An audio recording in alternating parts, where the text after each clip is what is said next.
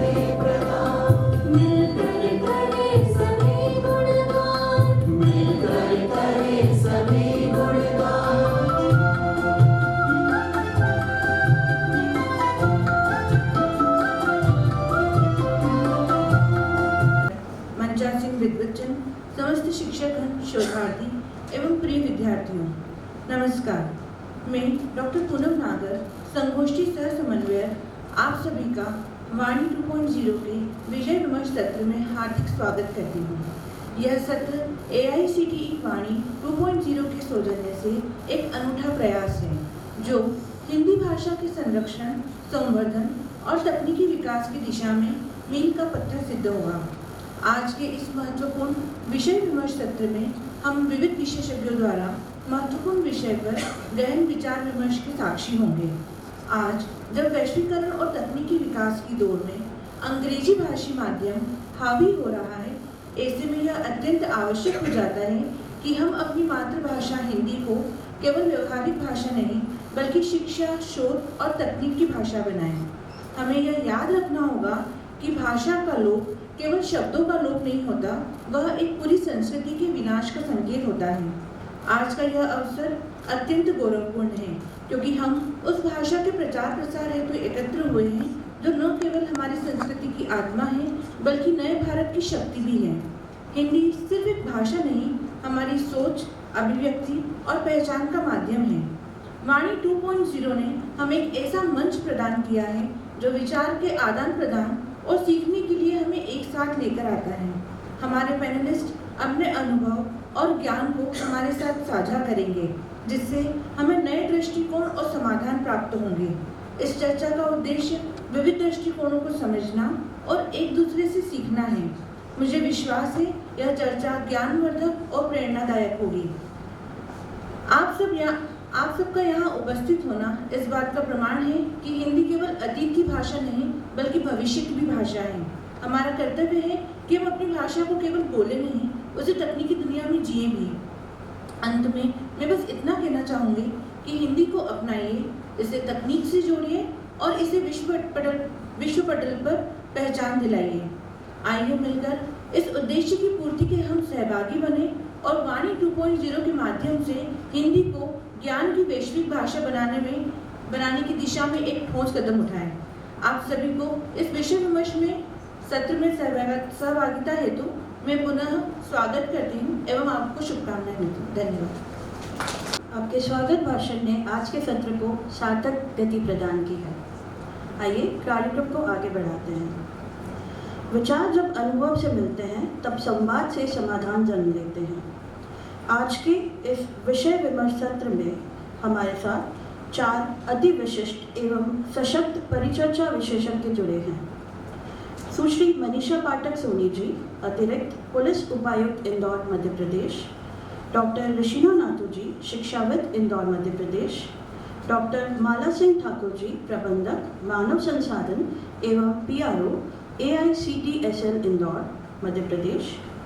Doctor Sachin Sharma ji, प्राध्यापक institute of management studies Indore Madhya Pradesh. और साथ ही जुड़ रहे हैं परिचर्चा प्रवर्तक के रूप में अति विशिष्ट Shri Harshvardhan Prakash ji, bureau in charge Press Trust of India. मैं आप सभी का स्वागत करती हूँ। अब मैं अनुरोध करूंगी कार्यकारिणी समिति की सदस्य डॉक्टर एकता अग्रवाल से कि वह सुश्री मनीषा पाठक जी का स्वागत समृद्धि स्वरूप पौधा भेंट कर करें।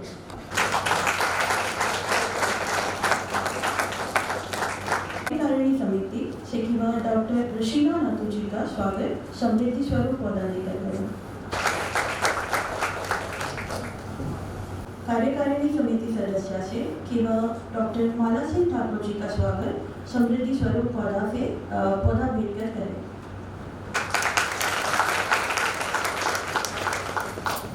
कार्यकारिणी समिति सदस्य से कि वह डॉक्टर सचिन शर्मा का स्वागत करें समृद्धि स्वरूप पौधे से। धन्यवाद। कार्यकारिणी समिति सदस्य से कि वह श्री हर्षवर्धन प्रकाश जी का स्वागत समृद्धि करती हूँ कि वह हमारे अतिथियों का एवी परिचय प्रस्तुत करें। सुश्री मनीषा साहसिकता, सेवा और नेतृत्व का पर्याय है। आप 1998 बैच की राज्य पुलिस सेवा से चयनित एडिशनल SP GRP के पद पर हैं। आपके नेतृत्व में इंदौर के पुलिस प्रशिक्षण महाविद्यालय को देश में सर्वश्रेष्ठ स्थान प्राप्त हुआ और केंद्रीय गृह मंत्री ट्रॉफी प्रदान की गई है। आपके द्वारा पर्यावरण के क्षेत्र में किए गए कार्यों के कारण आपको ग्रीन हीरोज अवार्ड प्राप्त हुआ। आपने पुलिस ट्रेनिंग कॉलेज में 2 सघन वन विकसित किए। आपकी 2 किताबें साथी साथी और लैंगिक अपराधों की वैज्ञानिक विवेचना प्रकाशित हैं। आपने जिला पुलिस के पद पर रहते हुए बच्चों के लिए विशेष तौर पर 2 कॉमिक बुक्स अटकन चटकन सुरक्षित बचपन और नार्को कॉमिक बुक सुरक्षित बचपन सतर्क बचपन का प्रकाशन भी करवाया है। आपके देश प्रेम को देखते हुए आपको गृह मंत्री मध्य प्रदेश ट्रॉफी, राष्ट्रपति जी की ओर से सराहनीय सेवा का पुलिस पदक, केंद्रीय गृह मंत्री प्रशंसा डिस्क, श्री KF रुस्तम जी अवार्ड मध्य प्रदेश, कर्मवीर योद्धा पदक, केंद्रीय गृह मंत्री उत्कृष्ट सेवा पदक, केंद्रीय गृह मंत्री बेस्ट ट्रेनर मेडल से सम्मानित किया गया है, जो कि गर्व का विषय है। Shri Vaishnav institute of management and Science Indore AICTE के सौजन्य से आयोजित 2 दिवसीय राष्ट्रीय संगोष्ठी में आपकी गरिमा में उपस्थिति से अभिभूत हैं तथा आपका आत्मीय अभिनंदन करता है। हम सभी कर्तव्य ध्वनि की गुण से हमारे अतिथि का भव्य स्वागत करते हैं। डॉक्टर ऋषिना नाथू, आप कस्तूरबा ग्रामीण संस्थान इंदौर की पूर्व प्राचार्य रही हैं। आपके पास कथक और लोक नर्तकी होने के साथ साथ नृत्य गुरु के रूप में बड़े कलाकारों को प्रशिक्षित करने का अनुभव भी है। आपको नृत्य प्रदर्शन के लिए कोरियोग्राफी करने में विशेषज्ञता भी हासिल है। आप जीवन उमंग के साथ सक्रिय रूप से जुड़ी हुई हैं। आपके द्वारा कई राष्ट्रीय और अंतर्राष्ट्रीय सम्मेलनों में शोध पत्र प्रस्तुत किए गए हैं एवं कई पुस्तकों का संपादन भी किया है। आपके द्वारा किए गए अन्य विशेष कार्य पीएनबी गुजराती विज्ञान कॉलेज की सांस्कृतिक समिति की संयोजक के रूप में, युवा उत्सव कॉलेज संयोजक के रूप में एनजीओ ज्वाला के साथ जुड़ी हुई लड़कियों को आत्मरक्षा के लिए प्रशिक्षित करने का कार्य किया है। आपके पास आदिवासी लड़कियों के साथ काम करने का अनुभव है जिन्होंने अपनी 12वीं परीक्षा उत्तीर्ण की है। आपकी रुचि कविता और लेखन में भी रही है। साथ ही लेखकों पर आधारित टॉक शो का संचालन किया। विशेष रूप से इनका अमृता और इमरोज के जीवन पर आधारित शो भी बहुत लोकप्रिय हुआ। आप एक बहुमुखी व्यक्तित्व हैं। आपने शिक्षा, कला, सामाजिक कार्य और सशक्तिकरण के क्षेत्र में महत्वपूर्ण योगदान दिया है। आपके अनुभव और उपलब्धियों ने आपको एक प्रमुख व्यक्तित्व बना दिया है। Shri Vaishnav institute of management and Science Indore AICTE के सौजन्य से आयोजित 2 दिवसीय राष्ट्रीय संगोष्ठी में आपकी गरिमा में उपस्थिति से अभिभूत हैं तथा आपका आत्मीय अभिनंदन करता है। हम सभी कर्तव्य भावना की गुण से हमारे अतिथि का बहुत स्वागत करते हैं। डॉक्टर माला सिंह ठाकुर शासकीय होलकर विज्ञान महाविद्यालय में बायोटेक्नोलॉजी की व्याख्याता के पद पर है एवं Atal Indore City Transport Services Limited में जनसंपर्क अधिकारी, लोक सूचना अधिकारी एवं प्रबंधक मानव संसाधन अधिकारी के रूप में पदस्थ हैं। आप महिला सशक्तिकरण, आत्मरक्षा प्रशिक्षण, स्ट्रेस फ्री वुमेन प्रकल्प का संचालन कर रही हैं एवं युवाओं को जागरूक करने के लिए नशा मुक्ति, लव जिहाद जैसे विषयों पर कार्य कर रही हैं। आपने अभ्यास मंडल के माध्यम से कान्ह नदी पुनर्जीवन, यातायात जागरूकता और शहर के हित के मुद्दों पर कई कार्य लिए हैं। आप कई संगठनात्मक समूहों में शामिल हैं। आप अखिल भारतीय विद्यार्थी परिषद में मध्य भारत प्रांत सहमंत्री, प्रांत सहछात्रा प्रमुख, राष्ट्रीय कार्य समिति सदस्य हैं। विश्व हिंदू परिषद में मालवा प्रांत दुर्गा वाहिनी संयोजिका, भोपाल क्षेत्र दुर्गा वाहिनी संयोजिका, दुर्गा वाहिनी की केंद्रीय टोली की सदस्य हैं। विश्व हिंदू परिषद मालवा प्रांत उपाध्यक्ष हैं। अभ्यास मंडल की सचिव हैं। लोकमाता अहिल्या बाई होलकर त्रिशताब्दी समारोह समिति की अखिल भारतीय सचिव हैं। आपको भारत सरकार द्वारा कई पुरस्कार प्रदान किए गए हैं, जैसे केंद्रीय संसदीय मंत्रालय भारत सरकार द्वारा सम्मानित, गोविंद वल्लभ पंत विश्वविद्यालय द्वारा युवा पुरस्कार, इंदौर गौरव सम्मान, कोरोना योद्धा सम्मान, देवी अहिल्या अलंकरण, भारतेंदु हरिश्चंद्र हिंदी प्रचार सम्मान, अहिल्या गौरव सम्मान, माता सावित्री बाई फुले कर्मवीर सम्मान, गौरव सम्मान, तेजस्विनी सम्मान, विदुषी सम्मान, जय विज्ञान पुरस्कार, नारी सम्मान, Shakti Samman, power women of MP सम्मान, रिवाज ऑफ इंदौर, रोटरी और लायंस क्लब द्वारा महिला उत्थान हेतु कार्य करने के लिए सम्मानित। Shri Vaishnav institute of management and Science Indore AICTE के सौजन्य से आयोजित 2 दिवसीय राष्ट्रीय संगोष्ठी में आपकी गरिमा में उपस्थिति से अभिभूत है तथा आपका आत्मीय अभिनंदन करता है। हम सभी कर्तव्य भावना की गुण से हमारे अतिथि का बहुत स्वागत करते हैं। मैनेजमेंट स्टडीज देवी अहिल्या विश्वविद्यालय इंदौर में प्राध्यापक के रूप में कार्यरत हैं। आप NSS के जिला समन्वयक और MP भोज मुक्त विश्वविद्यालय के क्षेत्रीय निदेशक भी हैं। आपकी कर्तव्यनिष्ठा को देखते हुए मुख्यमंत्री जी की अध्यक्षता और उच्च शिक्षा मंत्री जी की उपाध्यक्षता में गठित प्रदेश स्तरीय NEP इम्प्लीमेंटेशन कमेटी के सदस्य के रूप में भी आप शामिल हैं। आपने पूर्व में मुख्यमंत्री युवा सलाहकार समिति के सदस्य के रूप में भी कार्य किया है एवं आप RGPV यूनिवर्सिटी में गवर्नर नॉमिनी कार्य परिषद सदस्य भी रहे हैं। आपने उच्च शिक्षा और युवाओं के विकास से संबंधित विभिन्न परियोजनाओं और समितियों में सक्रिय भूमिका भी निभाई है। आप भविष्य में भी नई शिक्षा नीति के क्रियान्वयन और युवाओं के कौशल विकास के लिए नए कार्यक्रमों और परियोजनाओं पर काम कर रहे हैं। आपका कार्य और योगदान समाज और शिक्षा के क्षेत्र में एक महत्वपूर्ण प्रभाव डाल रहा है, जो सराहनीय है। Shri Vaishnav institute of management and Science Indore AICTE के सौजन्य से आयोजित 2 दिवसीय राष्ट्रीय संगोष्ठी में आपकी गरिमा में उपस्थिति से अभिभूत है तथा आपका आत्मीय अभिनंदन करता है। हम सभी कल्चर ध्वनि की गूंज से हमारे अतिथि का भव्य स्वागत करते हैं। श्री हर्षवर्धन प्रकाश एक पेशेवर डिजिटल पत्रकार हैं। आप इंदौर में press Trust of India PTI के ब्यूरो प्रमुख और मुख्य संवाददाता का दायित्व निभा रहे हैं। आपको भोपाल के माखनलाल चतुर्वेदी राष्ट्रीय पत्रकारिता एवं जनसंचार विश्वविद्यालय से MSc इलेक्ट्रॉनिक मीडिया की उपाधि प्राप्त है। आप पिछले 2 दशकों से प्रिंट, रेडियो और टेलीविजन में अलग अलग भूमिकाओं का निर्वहन कर रहे हैं। आप जन सरोकार, सामाजिक मुद्दों, विविधता, मानवीय पहलुओं, पर्यावरण और स्वास्थ्य से जुड़े विषयों पर विशेष फोकस के साथ रिपोर्टिंग करते हैं। आप शौकिया कवि और कंटेंट क्रिएटर भी हैं। Shri Vaishnav institute of management and Science Indore AICTE के सौजन्य से आयोजित 2 दिवसीय राष्ट्रीय संगोष्ठी में आपकी गरिमा में उपस्थिति से अभिभूत हैं तथा आपका आत्मीय अभिनंदन करते हैं। हम सभी कल्चर ध्वनि की गूंज से हमारे अतिथि का भव्य स्वागत करते हैं। श्री हर्षवर्धन प्रकाश जी से अनुरोध करती हूँ कि वह इस विषय विमर्श सत्र का शुभारंभ करें। राष्ट्रीय संगोष्ठी का इतना महत्वपूर्ण विषय और इतना समृद्ध पैनल जिनके बारे में आपने अभी जाना। दोस्तों, अगर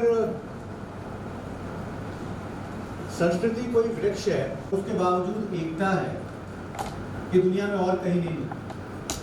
इतनी भाषाएं, इतनी बोलियां,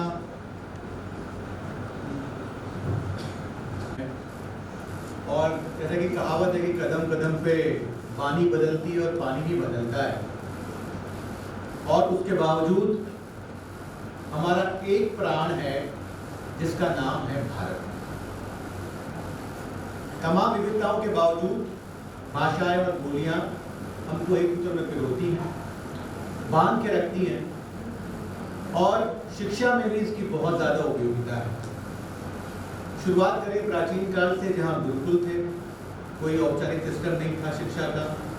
अलग अलग भाषाओं और बोलियों में हम लोग अपनी शिक्षा ग्रहण करते थे, कोई भेद नहीं था। आप जहाँ रहते हैं वहाँ की भाषा में पढ़ सकते हैं, बात कर सकते हैं, सीख सकते हैं। आगे बढ़ते हैं, मध्यकाल आता है, मुगल और विदेशी आक्रांता हमारे देश पे शासन करते हैं। वो विदेशी भाषाओं को हमारे देश में लाते हैं, जिनका इस माटी से कोई सरोकार कभी नहीं रहा। अरबी और फारसी कानून की, प्रशासन की भाषा बन जाती है, जिसका आज तक हम बोझ उठा रहे हैं। मैडम मनीषा पाठक सोनी, और अगर कोई प्रशासन में हो तो वो जाने कि तमाम अरबी फारसी के शब्द जो हैं प्रशासन में और पुलिस में आज भी इस्तेमाल हो रहे हैं। कई बार प्रयास किया गया, लेकिन आज भी हम उस दंश को छू रहे हैं। उसके बाद आगे बढ़े, मध्यकाल में जो भारतीय भाषाओं का विकास था शिक्षा में रुक गया। उसके बाद अंग्रेज आते हैं, अंग्रेज अपने साथ अंग्रेजी को लेके आते हैं। तो आप ये विचार कीजिए कि पिछली कई सदियों से हमारी जो भारतीय भाषाएं थी वो कितनी शोषण की शिकार हो रही थी शिक्षा में। उसके बाद एक बहुत ही क्रांतिकारी नीति बनती है, नई शिक्षा नीति भारत की। उसमें भारतीय भाषाओं को फिर से रिवाइव करने के लिए प्रयास होता है। आप जिस जुबान में सोचते हैं और जिस जुबान में सपना देखते हैं वही आपकी मातृभाषा है। और अगर उसी मातृभाषा में हमको पढ़ने का मौका मिले, सीखने का मौका मिले, तो हमारे विचार समृद्ध होंगे, आपकी जो मौलिकता है वो उभर के आएगी, और आप कहीं दबा कुचला महसूस नहीं करेंगे मानसिक तौर पर। मैं आपको बताऊं कि कुछ दिन पहले की घटना है कि यहाँ एक छात्रावास है सरकारी, वहाँ के बच्चे पैदल मार्च करते हुए कलेक्ट्रेट पहुँचे, और उनकी शिकायतों में ये भी शामिल था कि एक जो टीचर है वो हमको कहती है कि आप अपनी समस्याएं अंग्रेजी में बताइए। वो विद्यालय जनजाति विद्यार्थियों का आवासीय विद्यालय है। जनजातीय क्षेत्रों से जो बच्चे आते हैं एक बेहतर कल के सपने लेके कि शहर में आके पढ़ाई करेंगे, कुछ बनेंगे, और उनको एकदम से अंग्रेजी में अपनी दिक्कत बताने को कह दिया जाए, सोचिए कितनी दिक्कत होगी उनको और उनके मन पे क्या बीतेगा। और ये जो हीन भावना रहेगी, ये जो दबा होने का एक बोझ रहेगा, वो उनके पूरे करियर को प्रभावित करेगा। तो जो हमारी एनईपी है वो इन्हीं समस्याओं का समाधान लेके आई है। भारत के जो हमारी भारतीय भाषाओं का गौरव है, उसकी गरिमा है, उसकी समृद्धि है, उसको रिवाइव करने का काम है। और इस विषय पे बातचीत के लिए अलग अलग क्षेत्रों से जानकार हमारे बीच मौजूद हैं। मैडम सोनी, आपसे मैं शुरुआत करना चाहूँगा कि और दूसरा ये कि हम लोग आपस में बातचीत की शैली में ये बात आगे बढ़ाएंगे और कोशिश करेंगे कि अपने जो अनुभव हैं वो हम साझा करें। जैसे बीइंग अ जर्नलिस्ट मैं आपसे बात कर रहा हूँ कि मेरे क्या अनुभव रहे। तो मैम, आपको लगता है कि जो प्रशासन और जो कानून व्यवस्था है, आपने भी ट्रेनिंग ली होगी उस समय और आज जो आप महसूस कर रही हैं, भारतीय भाषाओं को लेके क्या आपके अनुभव रहे, आप जब विद्यार्थी थी और आप जब सेवा में हैं? हेलो जी, नमस्कार सभी को। नमस्कार। जब हमने शासकीय सेवा में आने का सोचा तो उस वक्त ये था कि लोक सेवा आयोग या संघ लोक सेवा आयोग की परीक्षा देनी। तो उस वक्त ये लगता था कि सिर्फ इंग्लिश मीडियम वाले ही सेलेक्ट होते हैं या उनको मार्क्स ज़्यादा मिलते हैं। ये सोच हम सभी विद्यार्थियों की उस वक्त होती थी। और मैं विशुद्ध हिंदी मीडियम से ही पढ़ी बढ़ी। एमएससी ज़रूर इंग्लिश मीडियम में करना अनिवार्य होता है, तो एमएससी इंग्लिश में किया। और उसमें भी यकीन मानिए कि एक प्रश्न का उत्तर मैंने जो बीएससी में पढ़ा था तो वो मुझे हिंदी में याद था, तो मैंने हिंदी में ही लिखाई थी, पर अच्छे मार्क्स आ गए थे उसमें। तो जब पीएससी दिया तो बच्चों के लिए भी मैं बताना चाहूँगी कि पीएससी में हिंदी अनिवार्य भाषा भी है और अनिवार्य सब्जेक्ट भी है। तो ये न सोचें कि हिंदी नहीं जानने से, सिर्फ इंग्लिश जानने से काम चलेगा। हिंदी बहुत अनिवार्य है किसी भी शासकीय सेवा में आने के लिए। खास करके हमारे आधे से ज़्यादा हिंदुस्तान के जो लोग हैं वो चूँकि हिंदी बहुत अच्छे से समझते जानते हैं। और आपने 12th फेल मूवी शायद सभी ने देखी होगी। उसके जो मुख्य नायक हैं, जो उसके नायक हैं मिस्टर मनोज शर्मा जी, वो शुद्ध हिंदी मीडियम वाले हैं, हमारे बहुत नोन हैं, बहुत करीबी हैं। तो जो फिल्म में दिखाया गया कि हिंदी मीडियम का बच्चा बाहर जाकर के कैसे संघर्ष करता है, हम सब लगभग उसी संघर्ष से गुजरते हैं। लेकिन जब हिंदी माध्यम से परीक्षा दीजिए तो आपको हिंदी का जो विषय का एक अलग से प्रश्न पत्र होता है, उसके मार्क्स आपको निश्चित तौर पर दूसरे बच्चों से ज़्यादा मिलते हैं। तो मेरे सिलेक्शन में हिंदी के मार्क्स का बहुत बड़ा योगदान रहा। और फिर सेवा में आए हम, तो सेवा में आप सुनिए कि जन सुनवाई में अगर मैं इंग्लिश बैठ करके झाड़ूं तो बेचारा आम आदमी जो अपनी समस्या लेकर आया है वो अपनी बात दिल की कैसे मुझसे कहेगा।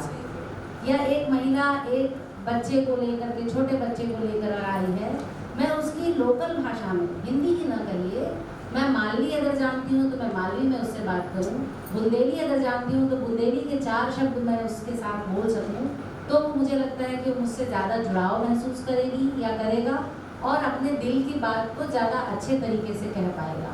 और इसीलिए शासकीय सेवा में आने के बाद वर्नाकुलर का टेस्ट देना अनिवार्य है हम सभी के लिए, जो खासकर दूसरे स्टेट में जाते हैं। मान लीजिए कि साउथ वाला व्यक्ति अगर यहाँ आ जाता है मध्य प्रदेश में, तो उसे यहाँ हिंदी भाषा का विभागीय परीक्षा का प्रश्न पत्र पास करना अनिवार्य है।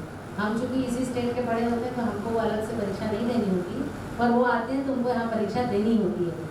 अदरवाइज आप ऐसे एसपी और कलेक्टर की कल्पना कीजिए जो आपकी बात ही ना समझ पाएँ, वो अपनी भाषा में बात करें और आप अपनी भाषा में बात करें तो कभी भी कुछ भी सफल नहीं होने वाला है। तो भाषा तो हमारे लिए अभिव्यक्ति, संवाद और आपसी समझ का एक तरीका है, और ये जितना दिल के करीब होगा उतना अच्छा है। और रही बात उर्दू की, जो हम पुलिस में यूज़ करते हैं, उर्दू तो देखिए, उर्दू तो भारतीय भाषा है। देखिए उर्दू भारत में ही पैदा हुई है, ये बहुत साफ है। मैं बात अरबी फारसी की कर रहा हूँ, जो कि बाहर से लाई गई। तो उर्दू बहुत करीब है पुलिस के, ये बात सही है एकदम। बहुत अरबी फारसी के शब्द भी हैं, पर आप देखिए इंग्लिश कभी उसमें नहीं आ पाए। आज भी एक आम पुलिस वाला अरबी, फारसी और उर्दू बहुत अच्छे से समझ लेता है, मुलजिम मुलाजिम सब समझ लेता है, लेकिन उसको अगर इंग्लिश के शब्द कहिए तो आप बोलिए एक आम पुलिस वाले का माथा गर्म हो जाता है, जैसे क्या आता मादी सतकी टाइप का कुछ हो जाता है। तो पुलिस वाला भी आपके जैसा ही बिल्कुल हिंदी में बात करना पसंद करता है, और हम सब रहते रहते आपके साथ इतने जुड़ जाते हैं, बाहर दूसरे स्टेट के लोग भी, कि वो भी सब इसमें रम जाते हैं और तभी एक सफल अधिकारी भी बनते हैं। माला जी, आपका क्या अनुभव रहा? जो मैं जिक्र कर रहा था, आप एक संस्कृति कर्मी भी हैं, संस्कृति की रक्षा करने के लिए काम करती हैं, तो जो हिंदी और दूसरी भारतीय भाषाएं रही शिक्षा में, उनके साथ अतीत में क्या हुआ और क्या हम इसको रोक सकते थे? हमारी सामूहिक चेतना उस समय क्यों नहीं जागी जो आज जाग रही है? किसी लेखक ने लिखा है कि यदि किसी देश को समाप्त करना है तो वर्तमान में गोला बारूद की आवश्यकता नहीं है। आप उसकी सभ्यता, संस्कृति, परंपरा को समाप्त कर दीजिए, वो देश स्वतः समाप्त हो जाएगा। और मुझे लगता है कि चाहे मुगलों की बात करें या अंग्रेजों की बात करें, जैसा आपने कहा कि उर्दू भारतीय भाषा है, स्वाभाविक रूप से लिपि उर्दू की जो है वो भी देवनागरी है। और जब ये बात हुई कि यहाँ भाषा की बात आएगी तो भारत में जो अधिकतम बोली जाने वाली भाषा है वो ध्यान में आता है कि हिंदी है। कैसे देश में विभाजन की जो बात है वो ही गई, चाहे हम आज भी देखें, जब हम महाराष्ट्र की तरफ देखते हैं तो भी बहुत पुराना विषय नहीं, थोड़े समय पहले के विवाद है कि भाषा का विवाद। इसके थोड़ा पहले जाते हैं, 5-6 महीने पहले तो तमिलनाडु में देखते हैं, और थोड़ा पहले जाते हैं तो कर्नाटका में देखते हैं। तो मुझे लगता है कि भाषा के आधार पर देश को बांटना एक वो समय था जब देश को जो है व्यापार के लिए कोई यहाँ आया और उसको बांटने का काम किया। अगर आज जो है ये बहुत प्रासंगिक है कि भाषा के आधार पर देश को बांटने का काम किया जा रहा है। मुझे लगता है कि उस समय जब अंग्रेजों का समय था, उस समय यदि हमारे जो पूर्वज हैं उन्होंने उसी समय अगर ये तय कर दिया होता कि किसी भी प्रकार से जो बाहर से व्यक्ति आया है उनकी भाषा, उनका आचार विचार व्यवहार, इन सब चीज़ों का प्रभाव हमारे ऊपर बिल्कुल भी नहीं पड़ना चाहिए। तो मुझे लगता है वास्तव में हम वहाँ उन चीज़ों को लेकर के और शायद आज इस विषय पर बात ही नहीं कर रहे होते। 14 सितंबर 1949 को ये भी हुआ कि भारत की जो राजभाषा है वो हिंदी है। और जब डॉक्टर राजेंद्र प्रसाद जी ने अपना भाषण दिया तो उसमें उन्होंने कहा कि केवल एक भाषा का विषय नहीं है, उसमें उन्होंने कहा कि यह हमारी संस्कृति सभ्यता को जोड़ने वाला विषय है और देश की एकता और अखंडता को स्थापित करेगा। तो स्वाभाविक रूप से जो भाषा है, अगर हम जाते हैं चाहे दक्षिण भारत में जाए, उत्तर भारत में जाए, कहीं भी भारत के किसी भी क्षेत्र में जाए, अधिकतम बोली जाने वाली, अधिकतम समझी जाने वाली जो भाषा है वो हिंदी है। और दूसरी बात जो आपने कही कि हम इसके लिए प्रयास, तो मुझे ऐसा लगता है कि व्यक्तिगत रूप से हम अभी जहाँ भी जा रहे हैं सबसे ये आग्रह कर रहे हैं कि ये स्वाभिमान जागरण का समय है और स्वभाषा का जो है वो आग्रह है। हमारे बच्चे एप्पल ही क्यों खाएंगे, सेवफल भी तो खा सकते हैं, बनाने क्यों खाएंगे, केला भी तो खा सकते हैं। अच्छा, वो मेरी बात ये है कि ना आपको अंग्रेजी अच्छे से आती है और ना हिंदी, ना आप हिंदी उतना सीख रहे हैं, बिल्कुल। तो वो जो एक कॉकटेल किस्म की भाषा बनती है वो तो बहुत ही हास्यास्पद हो जाती है। तो मतलब क्यों आपको दिखावा क्यों करना है, अपनी जो स्वाभाविक है उसको क्यों नहीं जीते? तो मैडम, ना तो आपसे पूछूंगा, आप शिक्षाविद हैं और आपके कॉलेज में कहीं सुदूर अंचल के बच्चे, जनजातीय अंचल के बच्चे आते थे और वो इंदौर में आ रहे हैं। इंदौर हिंदी की एक तीर्थ नगरी है, हिंदी भाषा में यहाँ पे पढ़ाई होती है, और जब एकदम से वो बचपन से हिंदी पढ़ के आए, थोड़ा अंग्रेजी का माहौल यहाँ कॉलेज में मिलता था, तो क्या आपको लगता है बच्चे थोड़ा सा दबा दबा महसूस करता था और आपने बीइंग अ टीचर कैसे उसको रिजॉल्व किया? बहुत अच्छा प्रश्न, धन्यवाद हर्षवर्धन जी। अभी सबसे बड़ी दिक्कत ये है कि हमारे जो बच्चे हैं जब वो कॉलेज तक आते हैं वो बहुत बड़ा एक जो कहते हैं कि बहुत बड़ा जो उनके बीच में फासला है वो तय करके आते हैं। वो आसान सफ़र तय करके नहीं आते हैं, उनका जो सफ़र होता है बहुत कठिन होता है और बड़ी मुश्किल से पढ़कर वो इंदौर तक पहुंचते हैं, जो आदिवासी अंचल के बच्चे आते हैं। अगर वहाँ पर उनके साथ अगर हमने एक माँ की तरह शिक्षक जो है उसको माँ, बहन, पिता सबकी जिम्मेदारी निभानी होती है, तो ही वो अच्छा शिक्षक है। सिर्फ आपका जो सब्जेक्ट है उसी को सिर्फ पढ़ा लेना शिक्षक होना नहीं। तो जब ऐसे बच्चे आते हैं और वो अंग्रेजी माहौल में जब आ जाते हैं तो वो अंग्रेजी समझते नहीं हैं, उन्हें वो पढ़ते नहीं हैं और उसके कारण वो काफ़ी घबरा जाते हैं। घबराने के कारण ये होता है कि आज भी अंचलों में ये होता है कि जब वो वहाँ पहुँचते हैं तो जहाँ वो अंग्रेजी का रास्ता है वो उसको छोड़कर किसी दूसरे रास्ते को अपनाने की कोशिश करते हैं। होना ये चाहिए कि अंग्रेजी सिर्फ एक भाषा है, उसको भाषा की तरह ही लिया जाए और उसको भाषा की तरह ही पढ़ाया जाए। एक ऐसी सीढ़ी जिसको आगे बढ़ने के लिए इस्तेमाल करने की ज़रूरत पड़े तो करें, लेकिन मेरा ऐसा मानना है कि एक शिक्षक होते हुए मुझे और साथ ही पूरे शिक्षक बरादरी को पहले अपनी हिंदी का सम्मान करना होगा। क्योंकि आपको मैं बताऊं, जब हम बहुत दुखी होते हैं अपने परिवार में कभी बात करते हैं तो अपनी भाषा में ही बात करते हैं, अंग्रेजी में नहीं बोलते I am feeling very bad. आप यही बोलते हो माँ मुझे बहुत तकलीफ हो रही है या माँ मैं बहुत परेशानी से गुजर रही हूँ।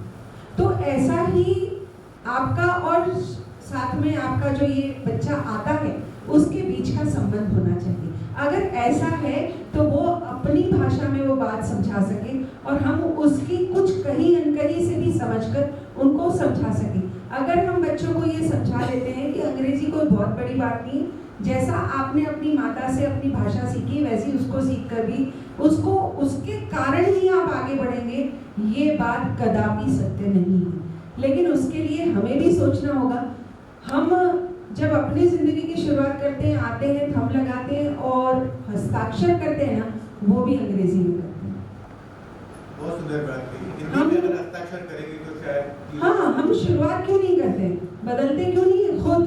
हम शिक्षकों के ऊपर माता पिता से ज़्यादा जिम्मेदारी है आज के ज़माने में, क्योंकि हमारे बच्चों के पास बहुत सारी चीज़ें ऐसी पहुँच रही हैं जो कि नहीं पहुँचनी चाहिए। लेकिन हम क्या करें, मैंने इसका एक नाम दिया है अल्तुआ। मतलब बहुत हमारे ड्रामा के सारे आर्टिस्ट कहा करते थे कि ये एक ऐसी चीज़ है जो जिन्न के समान है। तो बहुत सारी चीज़ें वहाँ पहुँच रही हैं, लेकिन जहाँ तक हमारे भाषा की बात है, उस भाषा को बनाए रखने के लिए कोशिशें जारी रहनी चाहिए।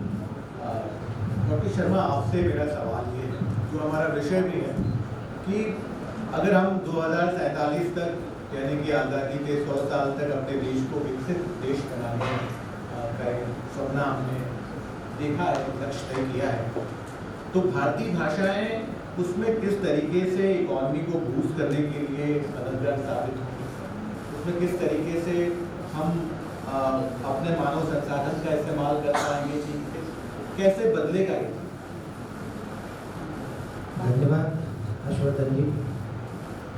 आज का जो विषय है, तो मैं बात सिर्फ हिंदी की नहीं करता हूँ, मैं बात करता हूँ भारतीय भाषाओं की। और यदि हम देखें तो भारत में हमारी जो संविधान की 8वीं अनुसूची है, लगभग 22 भारतीय भाषाएं उसमें दे रखी है।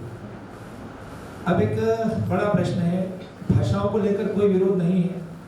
मैं सौभाग्यशाली हूँ जो काम करने का मुझे अवसर मिला कि छात्र जीवन से ही हजारों युवाओं के साथ जुड़ना, वो युवा चाहे जनजातीय क्षेत्र का हो, चाहे शहर में पढ़ने वाला हो या टॉप एलिट क्लास यूथ हो, उसमें काम करने का अवसर मिला। और अभी भी जिस रिजिम में मैं काम कर रहा हूँ, एक मैनेजमेंट प्रोफेसर के रूप में, बहुत सारे यूथ जुड़े हुए हैं NSS में और सरकार की बहुत सारी बॉडीज़ में।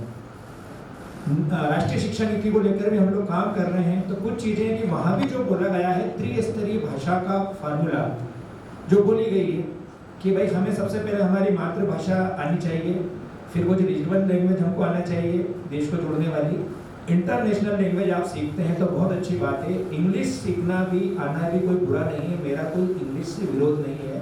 पर कुछ बातें जैसे भी नातू मैडम ने बोली है, हम सभी यदि सोचें तो हमारे जीवन में हमारी जो पहली प्रतिक्रिया आती है, कोई व्यक्ति सोया हुआ है उसको अचानक जगा दिया जाए या एकदम उसको कोई परेशानी आ जाए तो उसका पहला रिएक्शन इंग्लिश में या तमिल में या तेलुगु में नहीं निकलेगा, उसका रिएक्शन उसकी मातृभाषा में ही निकलेगा। यदि वो उसकी मातृभाषा हुई तो उस भाषा में निकलेगा। या कोई खुशी है तो वो अपनी भाषा में ही व्यक्त करेगा। तो भाषा को थोपना खराब है। अभी जब मैं देखता हूँ जब मैं स्टूडेंट को पढ़ाता हूँ तो बहुत सारे बच्चे इतने टैलेंटेड, जब उनसे फाइनेंस की बात करते हैं, अकाउंट्स के सम करवाते हैं, मैनेजमेंट पढ़ाते हैं, इंजीनियरिंग के कोई उनको इक्वेशन देते हैं, क्वेश्चन देते हैं, बहुत अच्छे से करते हैं।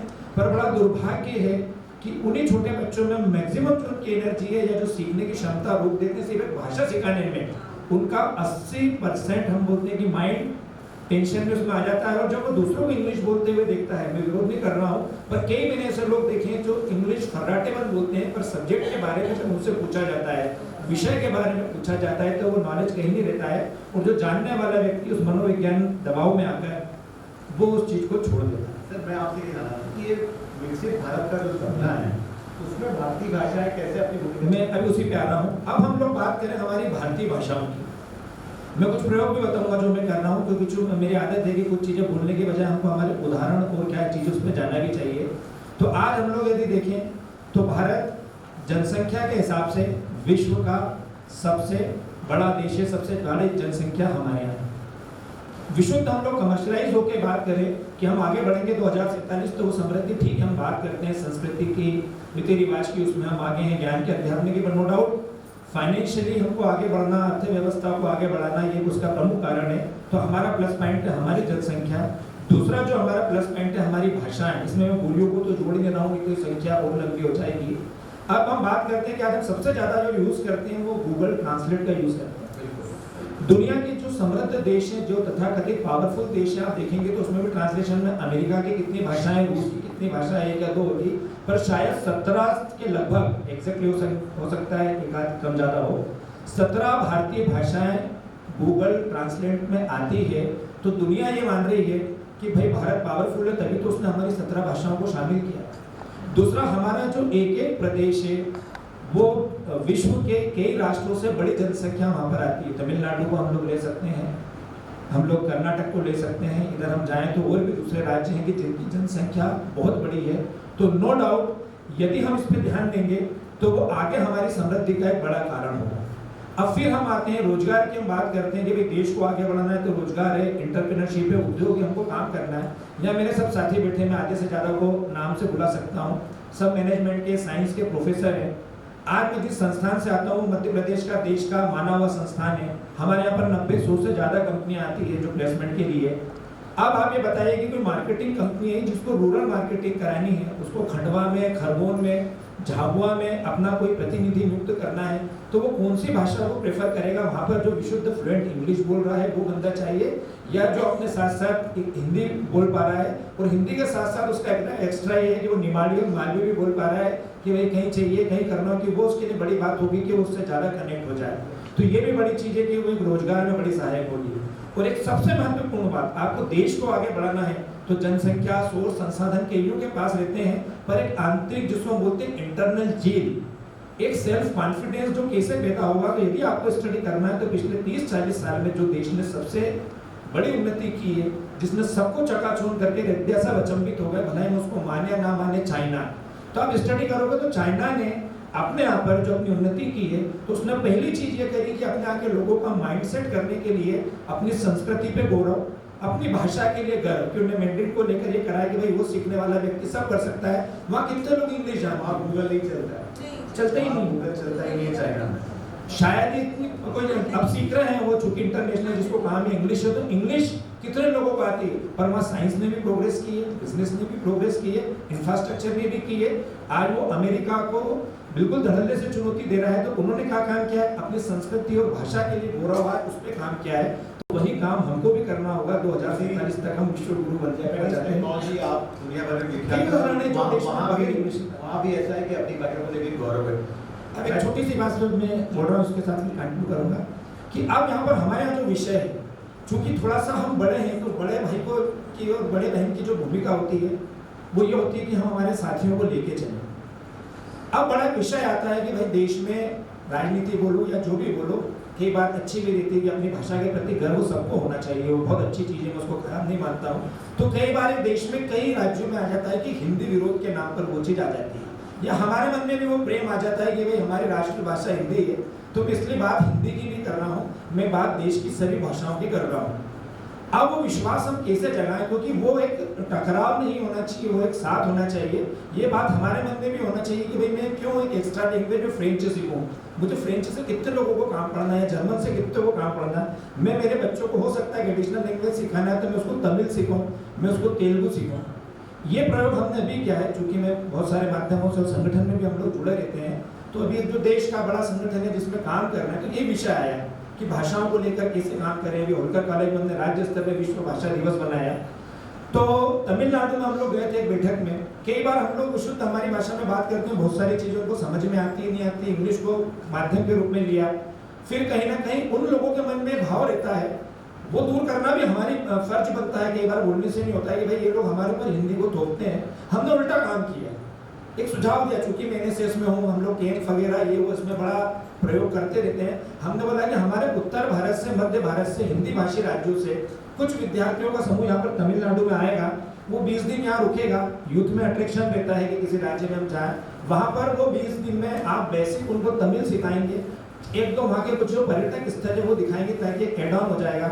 आप यकीन मानो वो लोग इतने खुश हुए, सहज तैयार हो गए, बोले पूरा हम स्पॉन्सर करेंगे, आप तो पहुंचा दीजिए, हमारी यूनिवर्सिटी में स्टूडेंट को रुकेंगे, हम यहाँ पर उनको एक दो जगह घुमा के लाएंगे और एक हम ऐसा 20 दिन का कोर्स तैयार करेंगे। एक पहली शुरुआत हुई, करीब 100 विद्यार्थियों को हमने इस बार वहाँ पर पहुँचाया था, पर वो इतने अच्छे परिणाम होंगे। तो जो यूथ एक्सचेंज जो होता है, जो कल्चर हमारे देश में ऐसा एक्सचेंज करें, तो वो कहीं ना कहीं देश को जोड़ने का एक बड़ा काम बनेगा। और इस रूप में नहीं आएगा कि कहीं कोई भाषा का विरोध है। दूसरी और आखिरी बात, हम लोगों को भी गर्व से काम करना पड़ेगा। यूजीसी कुल में या भारत सरकार के कई प्रकल्पों में मैं सरकार के प्रतिनिधि के रूप में दक्षिण भारत में भी जाता हूँ, या बड़े बड़े की मीटिंग होती, तो ना जाने क्यों ये हो जाता है कि जब आप बोर्ड रूम में बैठते हो तो एलिट होने का मतलब ये होता है कि आप अच्छी इंग्लिश बोल पा रहे हो, तो भाई आप बहुत पढ़े लिखे हो या आपको विषय की ज़्यादा जानकारी है। मैं छोटा सा प्रयोग करता हूँ, बोलने में हेजिटेशन नहीं है, बोल सकते हैं वहाँ पर जाके इंग्लिश भी, पर कोशिश रहती है कि कुछ भाषा हम तो हमारे गर्व के साथ, क्योंकि बच्चों को कैसे मैसेज देंगे, उनमें वो हीन भावना कैसे दूर करेंगे। सब खूब फ्लुएंट इंग्लिश बोल रहे हैं, आप अपना विषय जब हिंदी में रखते हो, अच्छे से बात बताते हो, मैं गारंटी से बोल रहा हूँ 99% लोगों को विषय समझ में आता है। और आखिरी तक ऐसी स्थिति होती है कि मैं तो वो भाषा नहीं बोल पाता हूँ, पर वो बाकी लोग ऐसा होता है वो हिंदी में बोलने लग जाते हैं। तो कुछ चीज़ें हमको करना चाहिए। प्रयोग है डॉक्टर शर्मा। और मेरा एक सवाल भी है सभी पैनलिस्ट से कि क्या गूगल ट्रांसलेट के आने के बाद भाषाओं का जो आपसी संपर्क है वो बढ़ा है, और जो एआई टेक्नोलॉजी आई है उससे बात करते हैं, एआई से कितना चीज़ें बदल सकती हैं। अभी एक आपने बात की, अभी हमारे इंदौर में एक प्रयोग शुरू हुआ था कि मेडिकल और पढ़ाई रिलेटेड की जो है वो हिंदी में होगी, लेकिन समस्या ये होती है कि जब आप शिक्षक यहाँ पढ़ाने जाते होंगे तो स्तरीय किताबों का अभाव है, या फिर ट्रांसलेशन जब होते हैं तो वो उतने अच्छे ट्रांसलेशन नहीं होते। मतलब कुछ साइंटिफिक टर्म्स हैं या आपकी टेक्निकल टर्म्स हैं, वो आप हिंदी में अक्षरशः ट्रांसलेट नहीं कर सकते या किसी भी भाषा में ट्रांसलेट नहीं कर सकते। तो ये जो चुनौती है, क्या एआई इसको बदल सकता है, और इसका निदान कैसे हो कि हम अपनी उच्च शिक्षा को भी अपनी मातृभाषा में हासिल कर सकें। सर आप कुछ कहना चाहेंगे?